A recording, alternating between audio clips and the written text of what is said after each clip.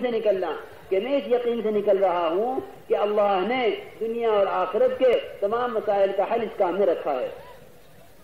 یہ شکل دوسری ہوگی. اس میں مسائل حل ہوں تب بھی یقین بنے گا اور مسائل حل نہ ہوں تب بھی یقین بنے گا. اور اگر مسائل کا حل کی نیت کر کے نکلا ہے تو مسائل حل ہوں گے تب بھی یہ یقین بگڑے گا اور مسائل حل نہ ہو تب بھی یقین بگڑے گا. تو یہ ہے ہمارا نکلنے کا رخ اور مقصد. اب ہم اس بات کی کوشش کریں گے کہ ہر جگہ سے نقد جماعت اللہ کے راستے میں نکل جاوے. ہر جگہ سے نقد جماعت اللہ کے راستے میں نکلے. ہم کوئی ملک کا یا صوبے کا سروے کرنے نہیں جا رہے یا کوئی کسی مہمانداری میں نہیں جا رہے. آج اس کے گھر کل اس کے گھر، آج اس مسجد میں کل اس مسجد میں. ہمیں تو پڑھ کر کام کرنا ہے. ہر جگہ ہر مسجد میں مسجد وار جماعت بنانی ہے، انہیں فکر مند کرنا ہے اور انہیں مسجد کے 5 کام، مسجد کے اندر فکروں کے لیے جڑنا، مسجد کا مشورہ، مسجد کی گھر کی تعلیم، مسجد کی جو ہے ہفتے کے 2 گشت اور روزانہ کی گھر کی اور مسجد کی تعلیم. ہمیں یہ اور روزانہ کم سے کم 8 یا 2.5 گھنٹے ورنہ 8 گھنٹے کی ہماری جماعتوں کو ہر مسجد میں جم کر دعوت دینی ہے اور وہاں ان کی جماعتیں بنا کر ان کو جو نقد تیار ہو باہر نکالو، جو نقد تیار نہ ہو انہیں وہاں مقامی کام کے لیے آمادہ کر دو. کہ آپ کے ذمہ ہے کہ آپ اپنی مسجد کے 5 کام کریں. جس طرح مسجد کے 5 نمازیں فرض ہیں ہر مسلمان جانتا ہے، فجر ظہر عصر مغرب عشاء، کیونکہ اسی طرح ہر مسجد کے 5 کام نماز کی طرح اہم ہیں. جس سے مسجد کے 5 کاموں کی اہمیت نہیں ہوگی اس کے اندر مسجد کی 5 نمازوں کی اہمیت نہیں آئے گی. یاد رکھو یہ 5 کام مسجد کے ان 5 فرائض کی اہمیت کو پیدا کرنے کے لیے اور ان 5 فرائض کی حقیقت تک پہنچنے کے لیے ہیں.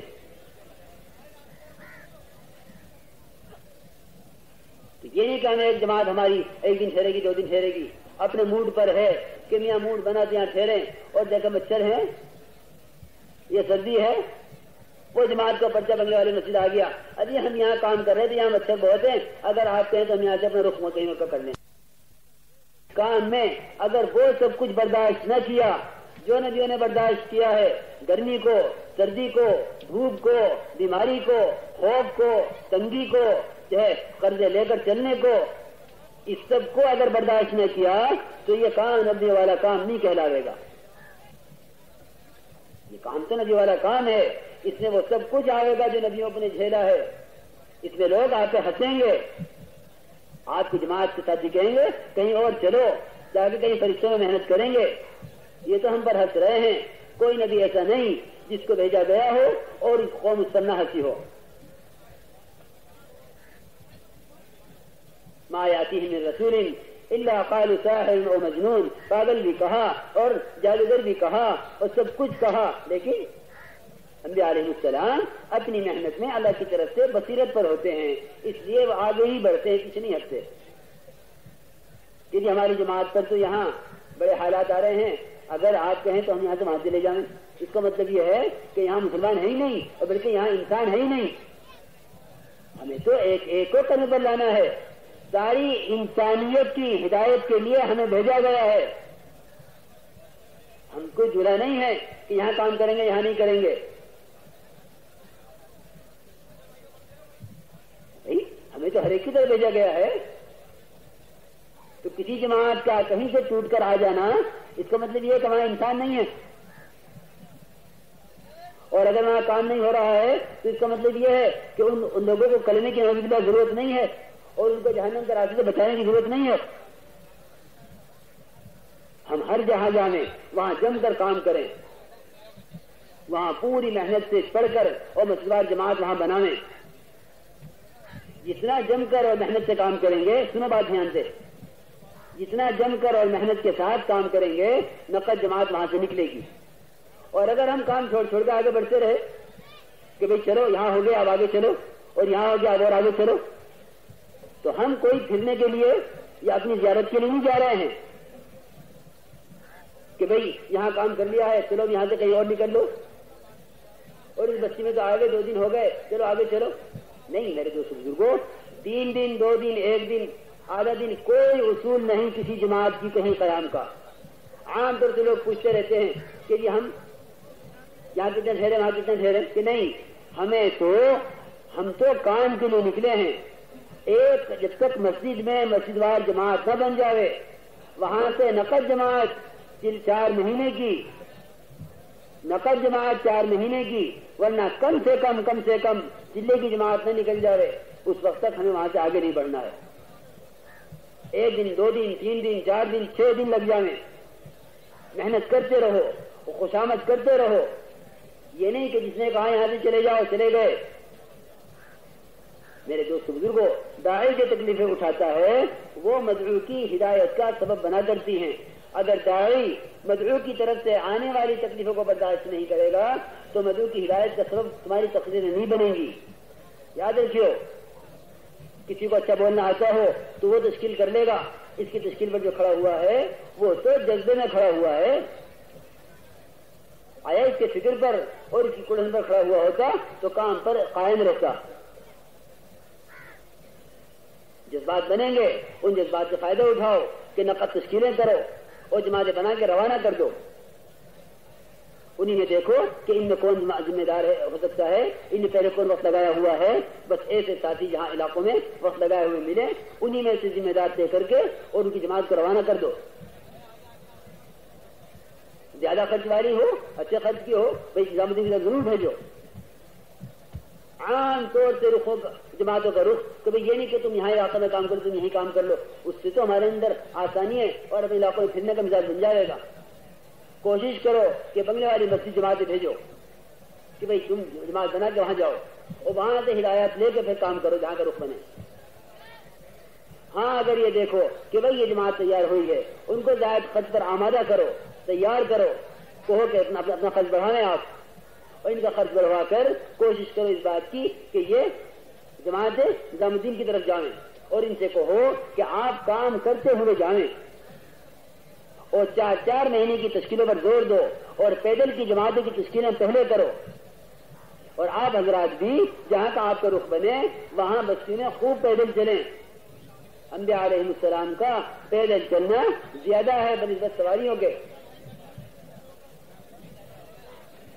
سواری کے بنسبت پیدل چلنا, اور پیدل چلنے پر کیونکہ آدمی تھکتا ہے, اس کے تھکنے پر ایمان بنے گا, اس کے تھکنے پر یہ امت کی ہدایت کا ذریعہ بنے گا.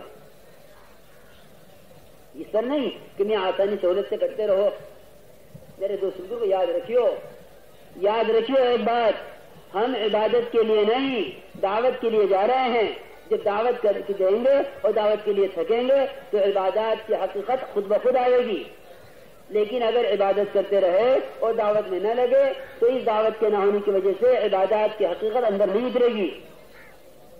ہمیں ذکر کی حقیقت تک پہنچنا ہے, قرآن کی حقیقت تک پہنچنا ہے, کلمے کی حقیقت تک پہنچنا ہے, نماز کی حقیقت تک پہنچنا ہے. اس سب کی حقیقت تک پہنچنے کے لیے انبیاء علیہ السلام والے کام کو کام بنانا ہوگا.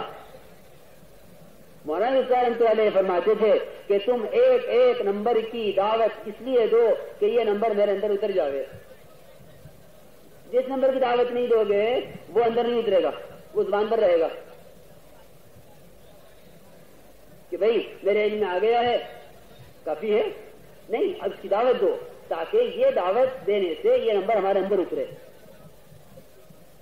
اب ہم فارغ اوقات میں اب گشت میں نکلیں گے, ہماری جماعتیں گشت کریں گی, اس میں علماء بھی ملیں گے, خواص بھی ملیں گے, تاجر بھی ملیں گے, کاشتکار بھی ملیں گے, ہر قسم کے آدمی سے ہمارا گزر ہوگا. تو ہم ان کو اللہ کے راستے میں نکل کر یہ دیکھیں گے اس آدمی کا کیا مقام ہے.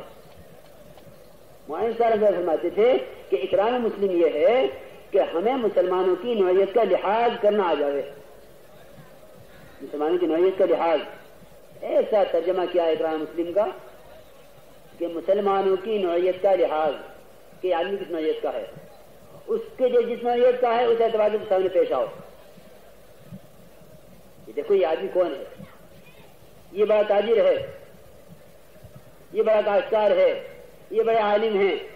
علماء کے خدمت میں جائیں گے, ان سے سلام کریں گے اور ادب سے بیٹھیں گے, دعا کی درخواست کریں گے. ضرور موقع ہوگا تو کارگزاری سنا دیں گے. علماء کی تشکیلیں نہیں کریں گے, لیے کہ ہمارے کام کے اندر تشکیل بقدر تاثر کے ہے، جو جتنا اثر لے گا اس کی اتنی تشکیل ہوگی۔ علماء کیونکہ کام میں لگے ہوئے ہیں اور دین کا کام کر رہے ہیں، وہ بھی دین کا کام ہے، دین کا شعبہ ہے، لیکن بات یاد رکھیو، اچھی طرح دھیان میں رکھیو یہ بات، ہم علماء کی مجلسوں میں جائیں گے تو دعوت کی نیت سے، لیکن سنائیں گے کارگزاری، تو ہمارے کارگزاری سنانا ہی ان کے لیے دعوت بن جائے گا، یہ کافی ہے۔ بس اتنا کریو کہ جائیں گے دعوت کی نیت سے، سنائیں گے کارگزاری کہ جی آپ کے علاقے میں آئے ہوئے ہیں، یہ ہو رہا ہے، موقع دیکھو کارگزاری سنا دو، ورنہ دعا کی درخواست کر دو، ورنہ ان کو شکایت نہ ہو جائے۔ اگر ان کو شکایت ہو گئی تو ان کے جو ان کے متعلقین ہیں ان کو بھی شکایت ہوگی، پھر آپ کو کام کرنا دشوار ہو جائے گا علاقے میں۔ تو آپ ان کی حضور میں ضرور حاضر ہوں، گشتوں میں نکلو تو دنیا کی بے وقعتی اور دنیا کی بے رغبتی اور اس کا ذلیل اور کبیر ہونا اپنے دلوں میں بٹھا کے نکلیو۔ مولانا صاحب رحمۃ فرماتے تھے کہ تم جن کو دعوت دینے جاؤ گے ان کی دنیا کی جتنی وقعت تمہارے دل میں ہوگی، تمہارے دین کی اتنی وقعت ان کے دلوں میں، تمہارے دین کی اتنی بے وقعتی ان کے دلوں میں ہوگی، اور ان کی دنیا کی جتنی بے وقعتی تمہارے دل میں ہوگی، تمہارے دین کی اتنی وقعت ان کے دل میں پیدا ہوگی۔ ہاں دوستو بزرگوں، بالکل واضح بات ہے کہ جو آدمی تاجر کو تاجر سمجھ کے جائے گا اور جو آدمی زمیندار کو بڑا سمجھ کے جائے گا وہ تو متاثر ہو جائے گا اس سے، اور اس کے سامنے بات نہیں رکھ سکے گا، اور یہ کہے گا بس جی آپ کو بس سہ روزہ ہی لگا دیں، 4 مہینے کی دعوت دیتے ہوئے اس کی زبان لڑکھڑاوے گی اور اس کا دل دھڑکے گا کہ میاں اتنے بڑے آدمی سے تم 4 مہینے کے لیے کہہ رہے، اتنا مشغول آدمی، بالکل اس کی پرواہ مت کرو۔ وہ اکثر ہم فرماتے تھے تم بے خوف ہو کر 4 مہینے کی دعوت دو، جو آدمی اپنا تعصب ڈالے گا وہ تو 3 دن کی دعوت دیتے ہوئے گھبراوے گا، جو اللہ اور اللہ کے رسول کا تعصب ڈالے گا وہ اس کی سال کی تشکیل کرتے ہوئے بھی گھبراوے گا، کیونکہ وہ اس کو اس کی کامیابی والے راستے کا یقین لے کر اس کے پاس گیا ہے۔ تو یوں ہمیں گشتوں میں جس آدمی سے ملاقات ہو اس کی نوعیت پہچانتے ہوئے اس سے بات کرنی ہے، اس کی دنیا کی طرف بالکل التفات نہ کیجو، جب جا کے بیٹھو ان کے قالینوں اور ان کی کوٹھیوں ان کے بنگلوں کو نہ دیکھو، یہ سمجھو سارا کا سارا مٹی کا ڈھیر ہے، اور ہم جو دعوت لے کر آئے ہیں اور ہم جو اعمال کی قوت لے کر آئے ہیں، ان اعمال میں اتنی قوت ہے کہ جناب رسول اللہ صلی اللہ علیہ وسلم کے انگلی کے اشارے سے چاند کے 2 ٹکڑوں کا ہونا وہ آپ کا اشارہ نہ دعوت کا اشارہ ہے، نہ عبادت کا اشارہ ہے، نہ آپ کی عادت کا اشارہ ہے۔ جب وہ اشارہ اتنا قوی ہے کہ اس سے چاند کے 2 ٹکڑے ہو سکتے ہیں، تو جو اشارہ اشہد ان لا الہ الا اللہ میں نماز کے اندر آپ کی انگلی کا ہے، اس اشارے میں کیا قوت ہوگی، اسے سوچو۔ ہم عملوں کی قوت سے واقف نہیں ہیں، عملوں میں بڑی قوت ہے، ہم تو اعمال کی ایمان کی قوت کو تسلیم کرانے کے لیے نکلے ہیں امت سے، اس لیے ہم ہرگز ان کی کسی بات سے اور کسی سے متاثر نہ ہوں کہ بھئی یہ تو تاجر ہے، اس سے کیا کہیں 4 مہینے کو، یہ کہیں یہ تو بہت مشغول ہے کیونکہ ہم خود تجارت میں نکل کے جا رہے ہیں، تو تاجر سے متاثر نہ ہو، زمیندار سے متاثر نہ ہو۔ ہم اللہ کے غیر کا تعصب لے کے پھریں گے تو اللہ کا غیر ہم سے متاثر نہیں ہوگا، ہم اللہ کے غیر کا تعصب لے کے پھریں گے تو اللہ کا غیر ہم سے متاثر نہیں ہوگا، ہم اللہ کے غیر کا تعصب نکال کے چلیں گے تو اللہ کا غیر ہم سے متاثر ہو جائے گا۔ بس اس طرح ہمیں نقد نکالنا ہے، اس طرح نقد تیار کر کے ان کو روانہ کرنا اللہ کے راستے میں۔ اب اس طرح سے جب محنت کریں گے اور فارغ اوقات اپنے آپ کو سیکھنے سکھانے میں لگاویں گے، ہمیں قرآن سیکھنا ہے، نمازیں کے بغیر ہماری صحیح نہیں ہوں گی، ہمیں تعلیم کے حلقوں میں بیٹھ کر اپنے آپ کو فضائل کی مشق پر لانا ہے۔ جو تعلیم سنو اسے تعلیم کے حلقے سے باہر کہو، آپس میں اس کے مذاکرے کرو، ان فضائل کی مشق کرو، مسجد سے باہر نکلو، تاجروں سے، کاشتکاروں سے، ملازموں سے، راہگیروں سے ان فضائل کو کہو، اپنی دکانوں پر بیٹھ کر ان فضائل کو سوچو، ان کو یاد کرو، اور ایک دوسرے کو نماز کے وقت میں نماز سے پہلے ان فضائل پر آمادہ کرو، ان فضائل کو دھیان میں رکھو، ان فضائل کے استحضار کے ساتھ عمل کرو، تو فضائل کے استحضار عمل میں حقیقت پیدا کرے گا، فضائل کے استحضار عمل میں قوت لاوے گا، فضائل کے استحضار عمل میں ترقی کراوے گا۔ اور اگر یہ تعلیم عمل کے وقت یاد نہ رہی تو اس تعلیم سے ہمیں فائدہ نہیں ہوگا۔